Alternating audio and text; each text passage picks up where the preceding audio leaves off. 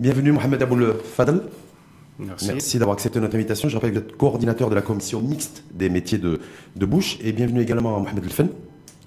Bonjour. Qui est, lui, président de la Fédération marocaine de la franchise et des commerces organisés.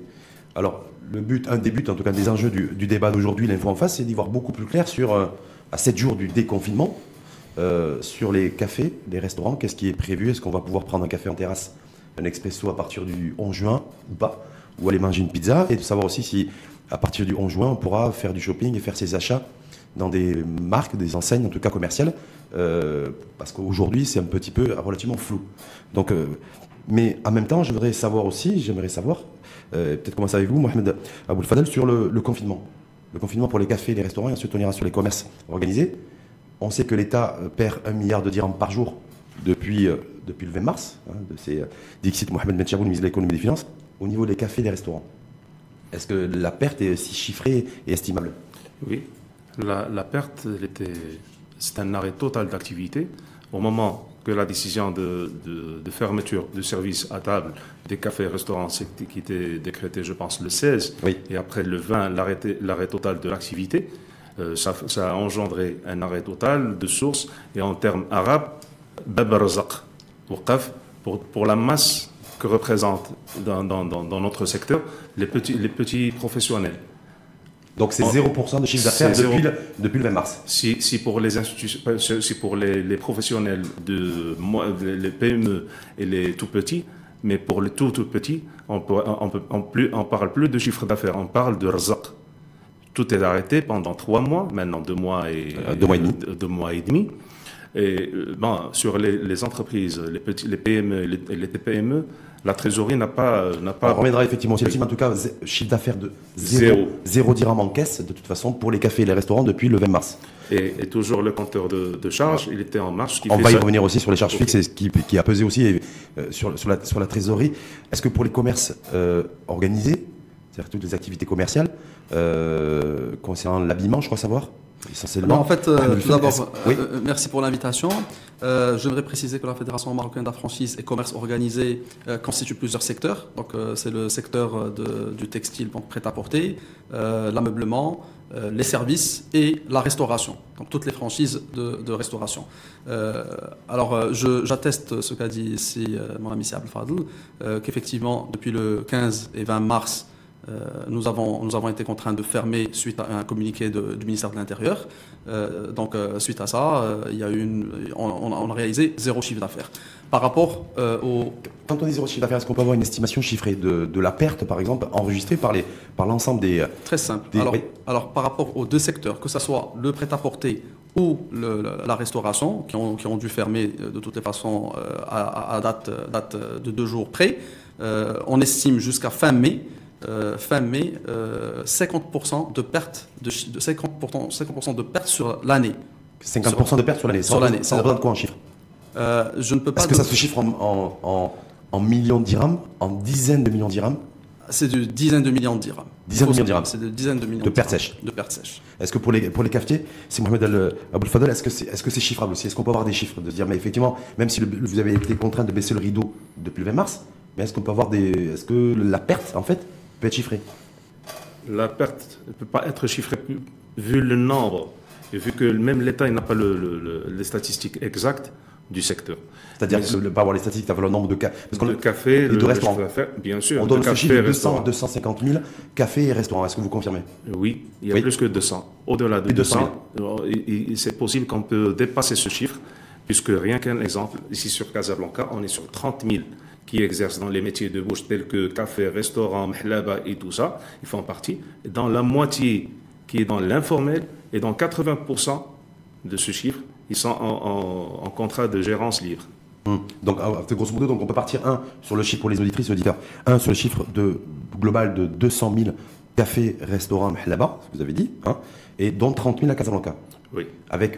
Si Mohamed El Fendi, nous, grosso modo, dans notre secteur à nous, de la franchise prêt-à-porter restauration, il y a à peu près 50% de pertes en termes de volume sur l'année de manque à gagner. Est-ce que pour vous, pour les cafetiers, pour les restaurateurs et les propriétaires de Mahlaba, est-ce que c'est à peu près la même tendance? D'après nos estimations, le chiffre d'affaires réalisé qui peut être réalisé sur l'année 2020 ne dépassera pas les 45%. Donc c'est la même tendance. À quelque chose près, c'est moins 50, moins 55% pour tous les deux. On est déficitaire sur l'année 2020, on sera déficitaire avec un pourcentage de plus que, bien sûr, 55% et plus de déficit. De manque à gagner en fin d'exercice comptable. Autre question, peut-être avec vous, Mohamed Lefeni, ainsi que Mohamed Aboulfadel, pendant cette période de confinement, vous l'avez dit, c'est à peu près 2 mois et demi, hein, on est à 77, 78 jours. Chacun aussi dans ses activités a des salariés, des collaborateurs. Est-ce que durant cette période-là, ces personnes-là ont été payées, ont reçu leur salaire intégralement? Est-ce qu'il y a eu des réductions de salaire? Est-ce qu'il y a eu des personnes en chômage partiel rémunérées essentiellement par la CNSS, par l'État? Comment vous êtes organisé durant cette période-là? Alors j'aimerais préciser un point. Effectivement, on a la période de confinement qui est de 2 mois et demi, mais il faut savoir que l'ensemble des activités ont baissé à partir du mois de janvier. Donc à partir du mois 2, tous les secteurs confondus, vu la tendance depuis la tendance et les échos du Covid à travers le monde, il y a eu une chute du chiffre d'affaires le mois 2. Parce que je rappelle que nous, en tout cas officiellement, le premier cas de Covid au Maroc, c'est début mars, c'est le 2 mars. Oui. Mais vous avez senti une baisse de l'activité avant le 2 mars. Exactement. Et à partir du Covid à travers le monde. À partir de février, nous avons senti un ralentissement des visiteurs, en tout cas dans la partie restauration. Principalement. Et prêt-à-porter dans les boutiques de vêtements et autres, des enseignes. Prêt-à-porter, c'est à partir de mars. Vous l'avez senti dès qu'il y a eu les premiers cas chez nous. Exactement. Qui sont développés. Exactement. Je voulais revenir sur les salaires, les salariés durant cette période de confinement de 2 mois et demi au niveau des commerces organisés, textile, habillement, prêt-à-porter, tout ce qui regroupe pour votre fédération. Alors, en fait, il faut savoir que l'ensemble des acteurs du secteur, des secteurs confondus, de la franchise ou du commerce organisé, ils ont bien sûr tout d'abord maintenu leurs collaborateurs. Donc c'était la première initiative, c'est de maintenir tous les effectifs. Tous les effectifs. D'accord. 80. Personne n'a été payé par l'État via la CNSS. Alors très bien. Donc ils ont. Alors parce que c'est pour ça de bien préciser. Donc déjà, il n'y a pas eu c'est-à-dire pas de licenciement. Ça c'est la première des choses. La plupart ont décidé de sauvegarder leurs ressources humaines. Par contre, par rapport à la rémunération, bien sûr, je dirais 99% ont fait pour les salariés qui sont proches du SMIC, ou on va dire les petits collaborateurs, les collaborateurs qui sont à des salaires moins de 5 000 dirhams, oui, ils sont passés à travers la CNSS. C'est-à-dire que toutes les personnes, parce que je rappelle que vous, votre fédération, si j'ai bien préparé mon émission, ça regroupe à peu près 15 000 emplois. Elle représente plus de 15 000 emplois. Plus de 15 000 emplois. Donc vous dites que sur ces 15 000 emplois, les salariés qui avaient des revenus, en tout cas des salaires en deçà de 5 000 dirhams, ont basculé vers la CNSS et donc ont été payés, financés par les deniers publics et par la CNSS. Exactement. Ça représente quoi? C'est la majorité ou la minorité? Non, c'est la majorité. C'est la majorité. Donc c'est-à-dire que c'est l'État qui a pris en charge. C'est l'État qui a pris en charge. Et le reste, est-ce qu'il y a eu des baisses de salaire ou pas pour le restant, ceux qui sont à plus de 5 milliards? Pour la plupart, il y a eu sûrement des ajustements, surtout à partir du mois de mai. Donc le mois de mars, avril, intégralité des salaires. La plupart ont sauvegardé les salaires, mais à partir du j'ai la plupart. La plupart. Après, c'est des décisions qui sont internes, propres à chaque entreprise. Mais les échos qu'on a eus après des échanges, la plupart ont essayé de sauvegarder les... Quitte à accepter les réductions de salaire. Exactement. C'est quoi? C'était du moins 20, moins 30 ou moins 50? Alors, ça dépend. Alors, les petits c'est-à-dire les salaires qui sont moins c'est-à-dire les cadres, c'est moins de 14 000 jusqu'à 14 000, donc c'était du 10 entre 10 et 20%, et progressivement jusqu'à atteindre 35%. C'est-à-dire plus le salaire est élevé, plus la retenue est élevée aussi. Exactement. Mohamed Aboulfadel, sur les cafés, les restaurants, est-ce que les personnes, parce que vous avez dit fermeture d'activité, fermeture administrative depuis le 16-20 mars, donc manque à gagner, vous l'avez dit, estimé à moins 55% en tout cas sur l'année 2020, pendant cette période de confinement, quand on était serveur dans un café ou dans un restaurant, est-ce qu'on a, pas eu d'activité, et 2, surtout pas eu de salaire? Oui. Alors au début après l'ordre de fermeture, de fermer tous les cafés-restaurants, la commission mixte des métiers de bouche, d'après les premières demandes qu'elle adressait au comité de veille économique, c'était d'avoir une solution pour les employés en premier temps. On pensait aux employés. Parce qu'on ne savait pas que si cette fermeture, ça va durer que 2 semaines, que 3 mois. Ça c'était au début du confinement. La première demande, et je les remercie, qu'ils ont trouvé plus ou moins des solutions. Après, il faut vous mettre plus ou moins des solutions. Plus ou moins des solutions pour les employés, pour la perte d'emploi, telles que la CNSS, voilà. telles donc, que Tadamon, le basculement, telles que Ramid. Déjà, il faut savoir, critiquer chaque chose et de la mettre. Alors, pour la CNSS, au début, pour le mois de mars, il y avait beaucoup de problèmes, tels que le décret du Premier ministre, c'était clair, et le communiqué, c'était clair. C'était pour la perte d'emploi à cause de Covid. Oui. C'était pas suivant l'autorisation, le type d'autorisation. Ce qui fait qu'on s'est retrouvé, par exemple, pas mal de cafés, les employés n'ont pas reçu les indemnités de perte d'emploi pour une simple cause administrative que dans le café où ils travaillaient, ils avaient que soit une autorisation à Mikbar, c'est pas une autorisation, même pas, c'est ce qui était enregistré sur le registre de commerce, que soit Mikbar, que soit Crèmerie, ils étaient exclus. Et ça a créé une polémique, parce que l'employé, quand il appelait... C'est le communiqué qui n'était pas suffisamment clair au début du confinement pour assurer une rémunération pour les salariés, pour les serveurs et autres? Non, c'est le communiqué, il était très clair, trop clair. C'est l'interprétation de l'administration et la mise en œuvre de ces dispositions. Il y a, normalement, quand on parle, un communiqué qui est clair, la perte d'emploi.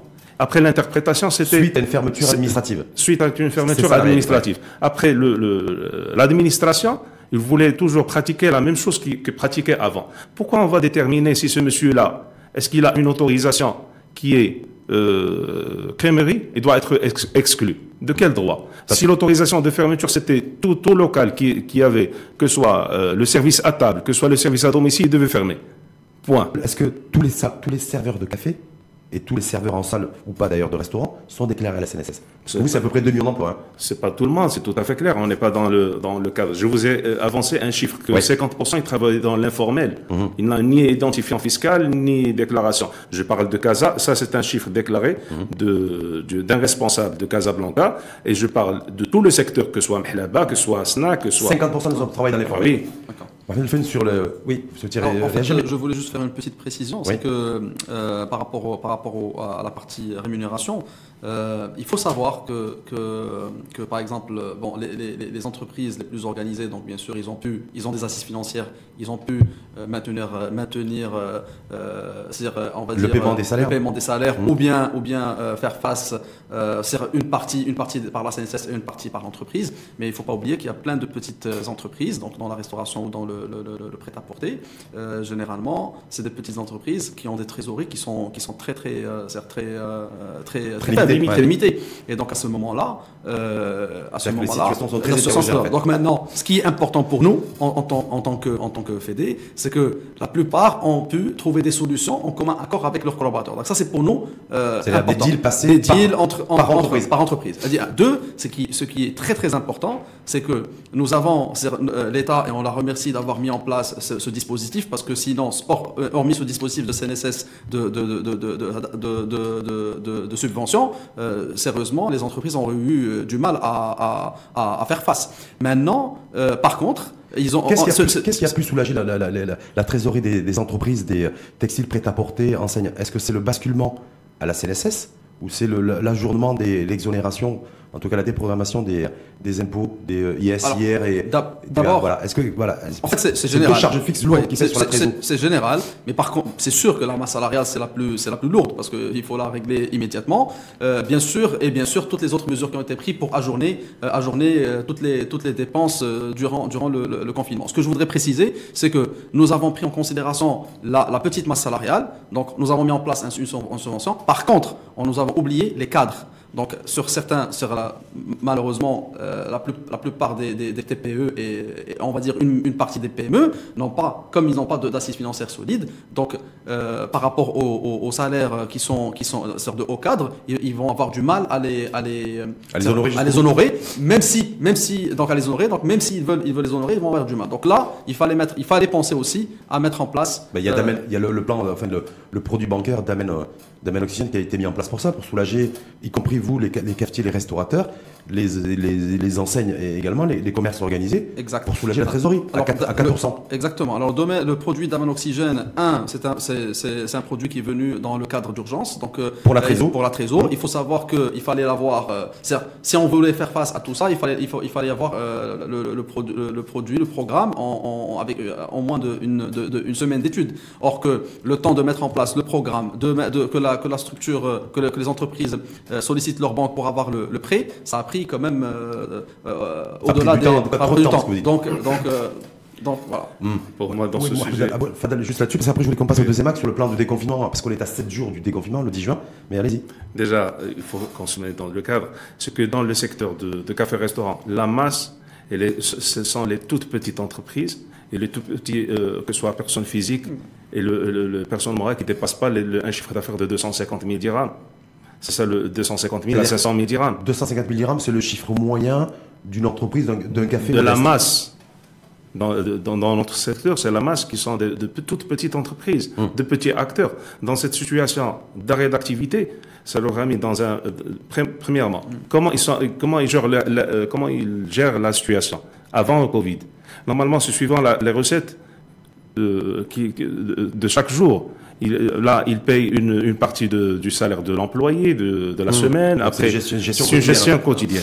C'est une trésorerie qui est affaiblie. Oui. Alors, le Daman Oxygène, c'était un découvert bancaire pour couvrir tout ce qui est facture. Les charges fixes, en tout cas. Les charges, non, tout ce qui est facture. Oui. Alors, les factures, chez nous, par exemple, on n'a pas des factures de légumes et de fruits, par exemple. On n'a que des factures, par exemple, d'eau, d'électricité. D'eau, d'électricité. Ils étaient déjà payés pour le mois de février. Mais on attend toujours par exemple les factures des légumes, des fruits, quand on n'a pas de facture. Alors les frais. Oui, mais vous étiez en plein confinement. Est-ce que pour autant Non, des factures, sont des crédits que normalement on ne peut pas présenter à la banque pour qu'il nous donne un couvert.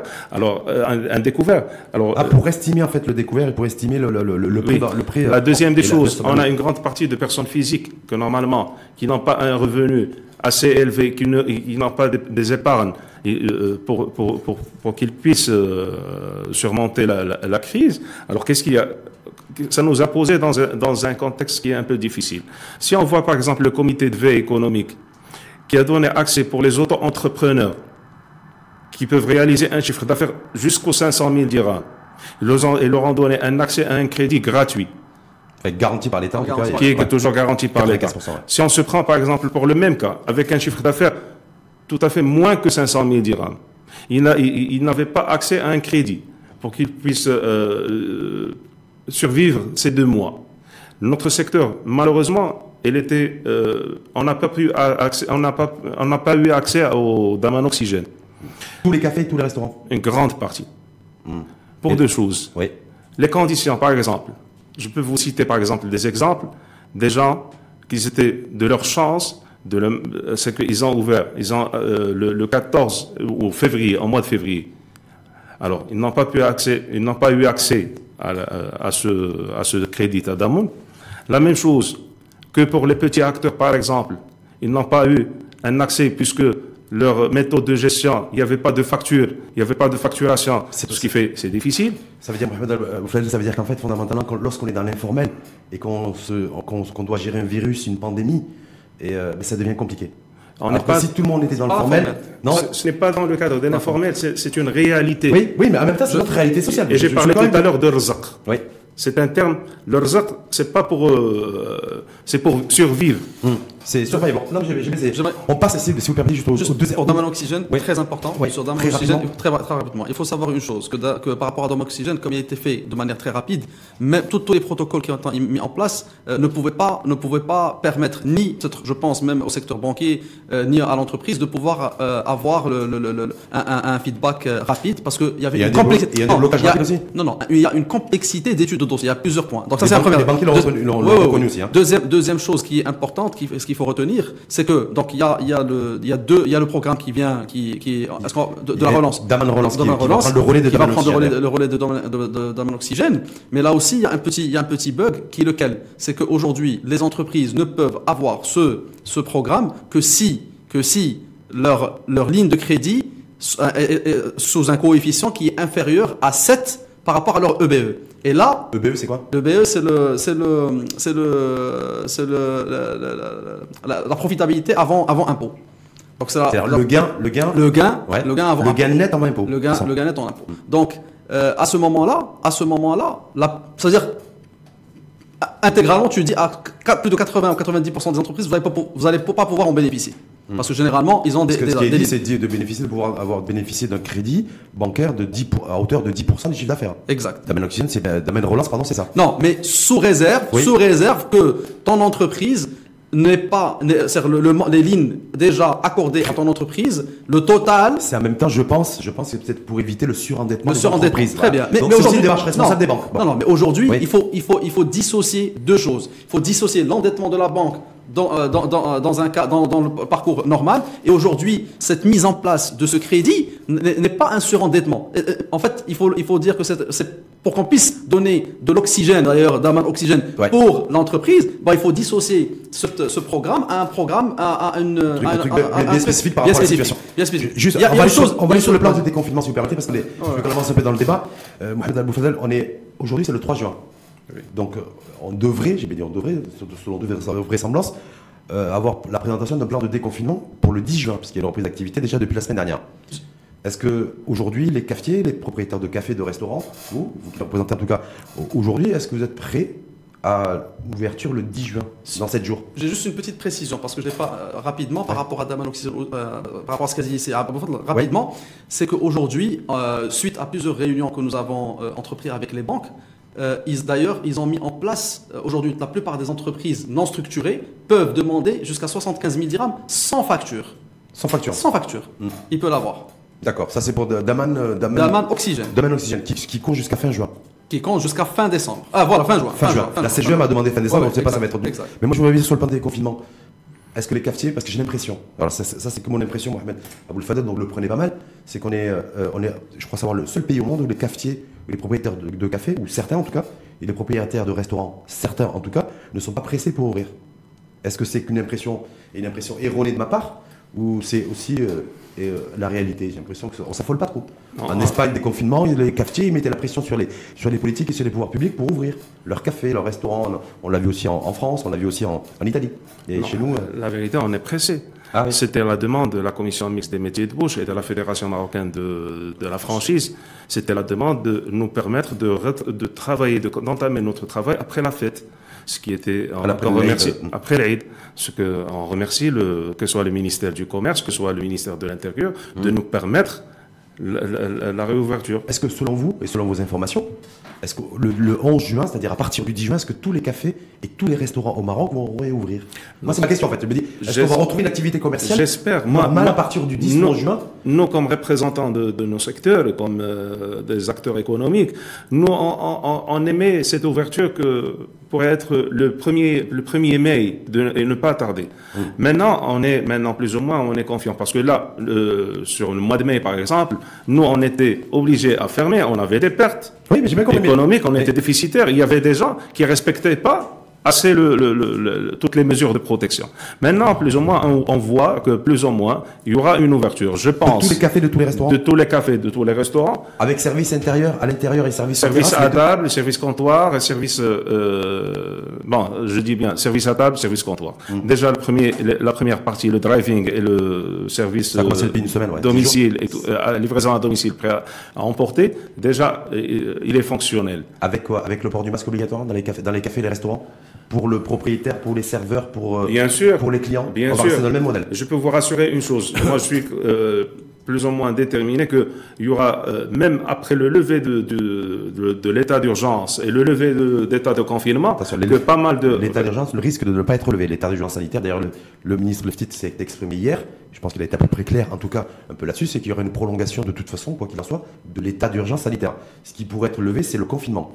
C'est deux choses différentes. Maintenant, en tant qu'opérateur, je pense que vous allez toujours voir tous les employés de cafés, restaurants portant le masque, que ce soit après le Covid, ça va faire partie du vêtement du travail. Comme la blouse blanche ou comme la blouse blanche.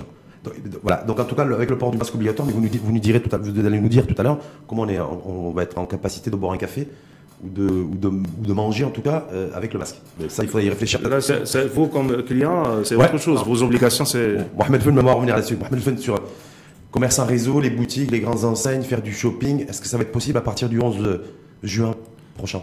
Effectivement, ça va être possible. D'ailleurs, c'est sûr. Non, logiquement, il y aura d'après nos échos, une autorisation, bien sûr, parce qu'il y aura le déconfinement donc, de la reprise de certaines activités, d'accord, avec des conditions très fermes, donc avec des gestes et mesures barrières très fermes. Distanciation dans les commerces.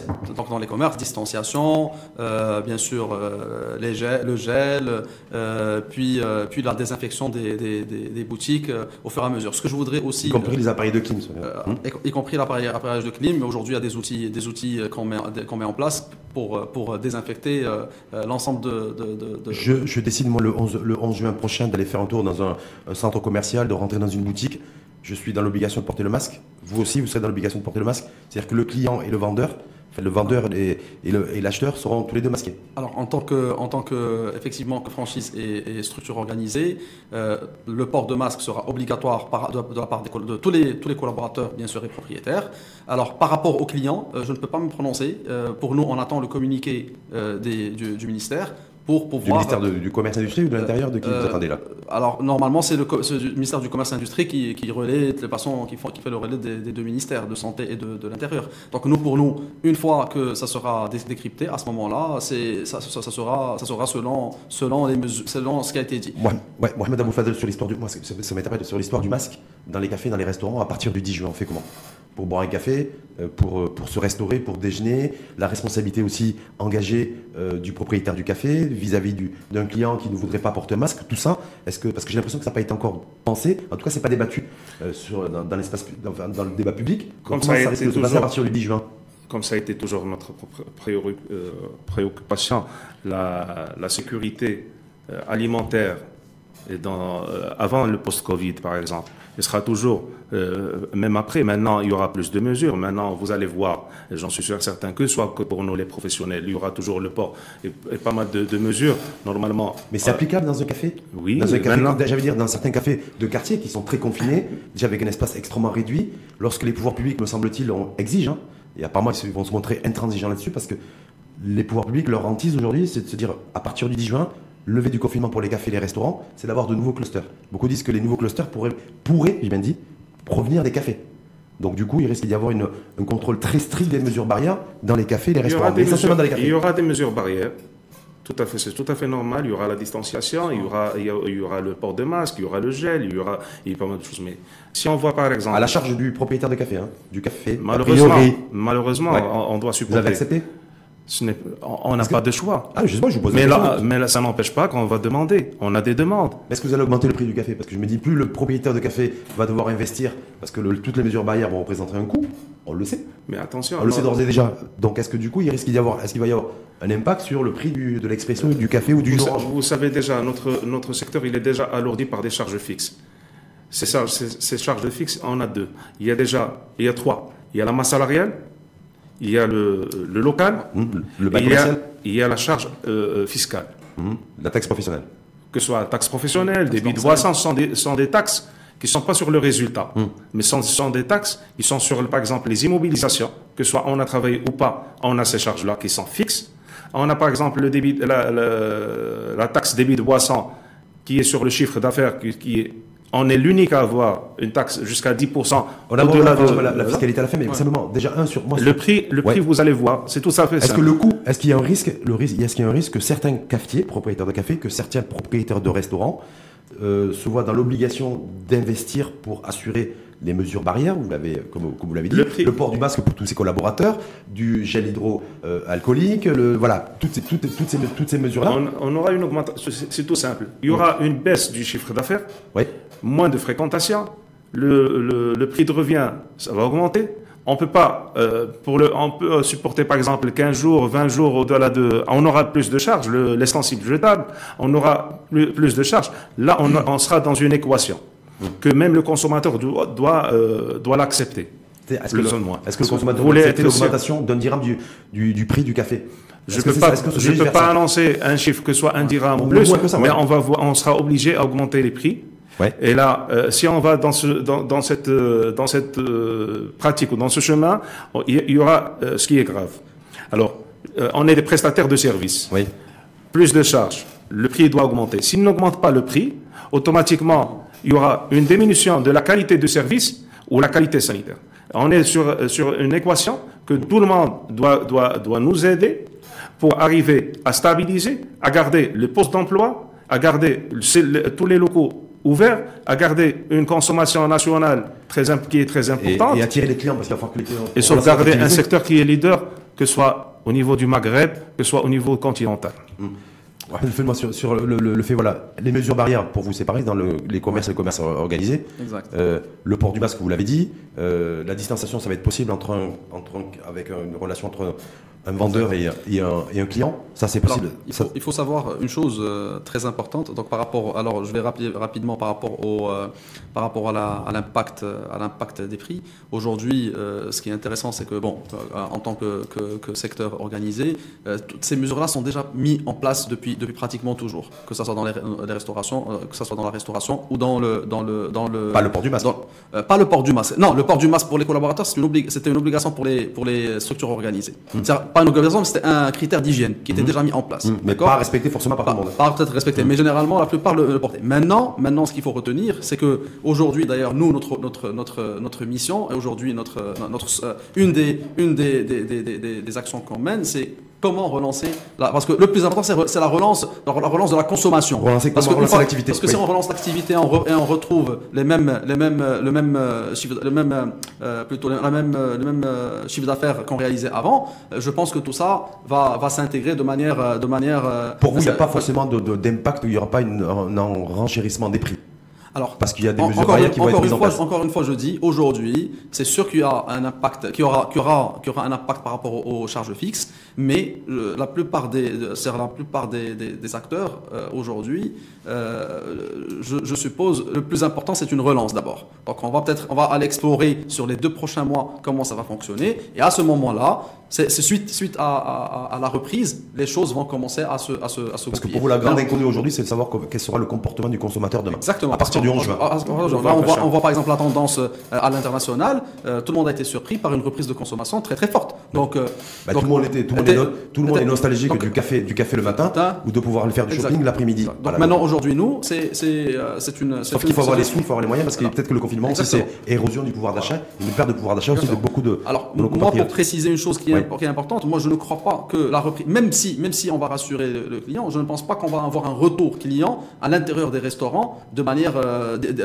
systématique. Je suppose que le client, même si on met les mesures barrières, mis à part si vraiment le client, pour lui, il est dans un cocon, suite à une étude qui vient d'être faite, et que sur cette étude, plus de 45% des clients ont dit comme quoi ils ne pouvaient pas reconsommer dans des restaurants. Oui, marocaine. Plus de 3000 personnes. Cette étude dit qu'il y a quoi? Il y a un Marocain sur 2 qui n'est pas prêt à revenir au restaurant comme c'était le cas dans la vie d'avant. Exactement. Jusqu'à ce que le virus... Ça veut dire que pour vous, en fait, pour tous les deux, café, restaurant et commerce organisé, le principal défi dans la perspective du 10 juin, c'est comment attirer en fait, les consommateurs. Exactement. Sur la pression fiscale. Parce que j'ai vu que vous avez fait une déclaration de mémoire, je crois que c'était le 23 ou le 24 avril, où vous avez demandé une exonération totale de l'IS, de l'IR et de la TVA durant la période du confinement. Exact. Je me trompe pas, vous avez fait cette déclaration. Exactement. Est-ce qu'aujourd'hui, dans la perspective de reprise d'activité, de déconfinement, de relance, certes pour chacun d'entre vous, de revoir un flux conséquent de consommateurs, donc de Marocaines et de Marocains. Est-ce que vous dites qu'il y a le levier fiscal aussi? Qu'est-ce qu'il faudrait, selon vous, est-ce que vous avez des attentes particulières pour stimuler cette demande, cette consommation? Alors aujourd'hui, nous, suite après en fait 2 mois et demi de confinement, nous avons revu l'ensemble de nos recommandations, bien sûr, qui ont été ajournées et réactualisées, parce qu'il est logique. Il y avait une première semaine, donc un premier feedback, et après on a réactualisé. Donc pour nous, pour que la relance puisse se faire, il y a 3 aspects. Il y a l'aspect, bien sûr, trésorerie. Donc la trésorerie se relie à tout ce qui est taxes et tout ce qui est taxes et crédit, ligne de crédit. Ça veut dire quoi? Ça veut dire que vous souhaitez que l'exonération ou le report en tout cas de tout ce qui est IS, tout ce qui est fiscalité, soit reporté encore jusqu'à la fin de l'année? Non, en fait, nous... Parce qu'au départ, c'était 6 mois que vous avez demandé. Oui. Non, en fait, l'intérêt, c'est que ça ne soit pas reporté. Il ne faut pas que ça soit juste reporté. Il faut que ça soit annulé. Et il faut que ça soit annulé. Et aussi, ce qui est important, alors pour ne pas dire annulé... C'est le manque à gagner pour l'État? Non, mais ce qu'on qu'on a dit, c'est que de toutes les façons, comme a dit Asif Fadl, si on prend la taxe professionnelle, elle est sujet d'immobilisation, alors qu'elle devrait être sujet de résultat. Ça, c'est la logique de l'activité. Donc, si cette réforme elle est mise en place, si c'est la nouvelle loi de finances met en place, rectificatif, c'est peut-être rectificatif soit mis en place, donc on n'a même pas besoin de le dire parce que de toutes les façons, ton résultat sera même. Maintenant, ce qui est important pour la relance, c'est la revue, c'est aussi la revue de la TVA sur certains secteurs. Donc, le secteur du textile, c'est la revue de tout ce qui est taxes douanières pour le textile. Elles sont de combien aujourd'hui les taxes douanières? Enfin, comme vous dites, la TVA sur l'habillement, sur le prêt-à-porter par exemple. Elles étaient à 20, elles sont montées à 30%. Donc l'objectif c'est de pour les articles importés. On est bien d'accord. Et fabriquer. Lorsqu'on décide aujourd'hui, tout le monde dit qu'il faut réindustrialiser le pays. Voilà. Donc ça veut dire quoi? Est-ce qu'il ne faudrait pas mettre une fiscalité avantageuse pour la production et pour la production? C'est sûr qu'il faut encourager.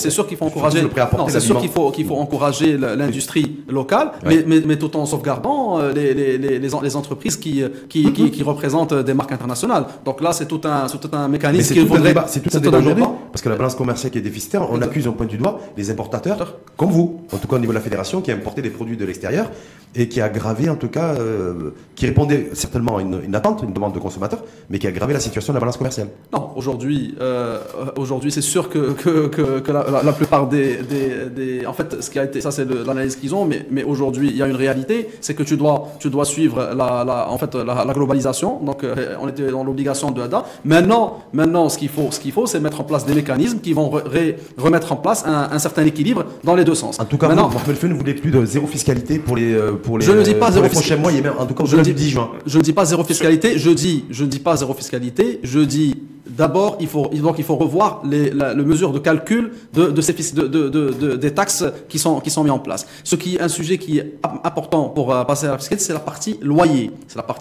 Oui, parce que c'est un conflit de tension. Exactement. C'est un loyer. Aujourd'hui, le loyer est plus ou moins, jusqu'à maintenant, supporté exclusivement par les entreprises et les entrepreneurs. Et là, ça va être un gros sujet parce que c'est clair que on dit, on vous a mis en place des lignes de crédit de crédit qui vont pouvoir vous permettre d'assurer ces loyers. Mais aujourd'hui, nous, on estime en tant que secteur et acteur que nous avons perdu notre chiffre d'affaires durant les 3 mois et nous estimons que les bailleurs, leur chiffre d'affaires, c'est le loyer. Donc, pour moi, ce qui est rationnel et logique. Il n'y a pas de solution qui a été trouvée en la matière. Non, pour l'instant, non. Donc, ce qui est important de retenir, c'est que le chiffre d'affaires de l'entreprise, c'est son activité commerciale, et le chiffre d'affaires des bailleurs, c'est le loyer. Pour moi, vu que l'entreprise a perdu son chiffre d'affaires, il faut que les bailleurs perdent leur loyer. Mis à part, et bien sûr, les bailleurs perdent le loyer. C'est la logique. Ils font comment pour vivre? Très bien. Comment ils font? Parce qu'ils ont des charges aussi, des charges fixes. L'entreprise, comment elle va faire pour vivre? C'est la même chose. Voilà. On est dans un dilemme. Donc très bien. Pour sortir de ça et pour laisser la machine tourner, avez une solution? Voilà, c'est très simple. C'est que les entrepreneurs ou les entreprises sont prêts, bien sûr, à prendre ces lignes de crédit et à payer pour que la machine tourne, parce qu'il faut que la machine tourne. Mais à condition que ces loyers-là soient sujets d'une récupération sur la TVA ou sur une des taxes. Donc, il faut trouver un mécanisme qui va... Donc, avec l'interventionnisme de l'État, en fait. Exactement. C'est ça que vous appelez. Exactement. En fait, on n'arrête pas d'appeler l'État. L'État doit être partout, doit être omniprésent. Parce que c'est l'affaire entre privés, très souvent. En fait, ce qu'il faut savoir, c'est qu'il faut trouver, encore une fois, un mécanisme win-win pour les deux sens, entre l'État et le... J'aimerais éclaircir sur un point. J'aimerais éclaircir un point, parce que c'est un point commun. Très rapidement, en revenant dans la date, la fermeture, elle était le 16 mars. Le 16 mars, l'échéance fiscale, qui était, c'était le 30 avril, c'était le paiement de l'IS, IR et tout ça. L'idée de l'intervention au niveau de l'IS. On connaît on parle de l'IS 2019. Oui. Pour éclaircir les choses, parce que en 2020, je pense pas. Le dernier trimestre 2019 était versé le premier trimestre 2020. Non, c'était l'année 2019. Oui. Le concept, il est clair. Déjà, et l'idée, elle est claire. En 2020, je ne pense pas qu'il y aura un bénéfice ou un résultat positif pour qu'on puisse payer un impôt dessus. Mais l'exercice comptable, ce qui est logique dans nos statuts, dans la législation, il est du 1er janvier jusqu'au 31-12. La mesure qu'on espère, qui sera exceptionnelle, c'est d'étaler exceptionnellement pour cette année, parce qu'on a le Covid-19, la crise du Covid. on a une loi de finances rectificative de 2020, c'est de mesures exceptionnelles pour cette année, d'étaler, d'élargir l'exercice fiscal de 12 mois à 24 mois, spécialement. Déjà, quand on était dans une situation que l'acteur économique, il avait un petit épargne pour payer ses charges, ses impôts.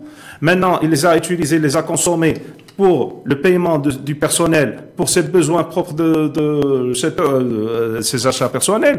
Alors, ces épargnes, là, on les a consommés, la plupart. Il a des loyers, alors, à la place d'avoir déjà une perte, on est déficitaire à 45%, à 55%. Si on est à l'exercice comptable à la place de 12 mois sur 24 mois, ça va alléger un petit peu. Ça va alléger un peu. Ça, du côté, ce qu'on a eu avant l'exploitation, avant le post-Covid. Maintenant, il y a les charges fixes. Pour stimuler et pour que la pression fiscale sur le prix de revient baisse, déjà, commençons par en s'appuyant sur les recommandations et les résultats des assises de fiscalité. C'est trop loin, ça. Non, on peut arriver. C'est la reprise d'activité. On est en urgence. Les solutions, les études, ils ont été déjà faites. La mise en œuvre, la mise en application, c'est possible maintenant avec la loi de finances. Il faut annexer le 4706, qui est loi. Est-ce que vous en avez parlé? Est-ce que ça, c'est d'actualité, vous, bien sûr. Et j'espère bien. Le bureau de Mohamed Metchamoun, ça? J'espère. Normalement, il a reçu notre requête. On espère une réunion très prochainement avec les représentants du gouvernement, avec pas mal de parties du comité de veille, ils étaient déjà approchés à ce sujet. Et on a après pour stimuler la consommation, c'est la TVA qui doit baisser, qui doit être neutre, et la neutralité de TVA. Au niveau des services, c'est 20%? Non, écoutez-moi. Ouais. Ce qui est simple, on veut une équité fiscale. Ça veut dire un local à côté d'un autre. Celui-là, il est exonéré de TVA. L'autre, il est taxé à 10%, ils sont sur la même catégorie, de moins de 500 000. Personne physique, personne morale, celui-là, suivant l'article 91, il bénéficie d'une exonération. L'autre, non. Ça veut dire l'État doit consacrer maintenant la neutralité de la taxe sur la valeur ajoutée. Et c'était une recommandation de l'État. Dernière petite question sur les consommateurs en puissance qui doivent revenir à partir du 11 juin, et en tout cas que vous souhaitez qu'ils reviennent. Est-ce que vous attendez aussi, est-ce que vous souhaitez que les pouvoirs publics aient un discours beaucoup plus offensif dans les prochains jours et dans la perspective du 10 juin pour créer un choc de confiance, pour permettre aussi à toute Marocaine et à tout Marocain de pouvoir revenir dans les centres commerciaux, revenir dans les magasins, revenir dans les cafés, revenir dans les restaurants. Parce que ça ne va pas se décréter comme ça, de coups de baguette magique, me semble-t-il. Nous, c'est une des recommandations que nous avons aussi mis en place. C'était une demande de la mise en place d'une campagne de communication, de sensibilisation, pour que les consommateurs soient Est-ce que, par exemple, faire des soldes, faire des trucs attractifs, est-ce qu'il y a des choses un peu qui sont dans l'air du temps au niveau de la Fédération des Marocaines de la franchise? Bien sûr, ça c'est déjà... En fait, c'est prévu, il y a des programmes qui vont être mis en place. Mais ça, en fait, encore une fois, ce qu'il faut retenir, ce qui est important, c'est qu'on n'aimerait pas avoir un déconfinement, par exemple, le 10, on nous dit le 10, il faut ouvrir. Et ça, je pense que c'est pas bon. Nous, ce qu'on aimerait, et on sensibilise les pouvoirs publics et les autorités locales dans ce sens, c'est de permettre à l'ensemble des acteurs de pouvoir ouvrir au moins 8 jours avant le jour J pour qu'ils puissent s'adapter. 8 jours avant, c'est aujourd'hui. Hein. C'est exactement. Donc voilà. On les appelle à ce qu'il y ait une réouverture progressive selon les secteurs pour pouvoir déjà faire la mise en marche des processus, sachant que on est en train de revoir le... Pour vous, ça ne va pas être simple de prendre un café avec le masque. J'insiste là-dessus, mais je me dis, mais comment on va faire?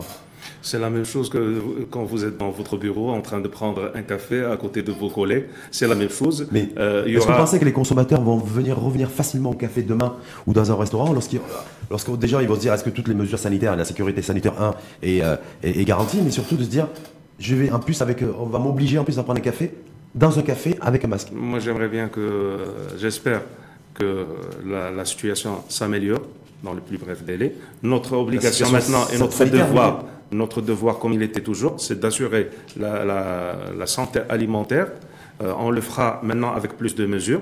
On va garder, même s'il y aura la levée, par exemple, du port du masque pour nos personnels et nos professionnels, on va le garder. Ce sera une partie de nos habitudes qu'on va travailler avec. Maintenant, pour que vous puissiez venir chez moi à mon café, par exemple, et vous puissiez venir chez nous dans votre deuxième maison, qui est le café et le restaurant, j'espère que votre pouvoir d'achat pourra supporter des charges de plus. J'espère que l'État... Des charges de plus, ça veut dire quoi? Il l'a dit rapidement, ça veut dire quoi des charges de plus? L'augmentation du prix du café?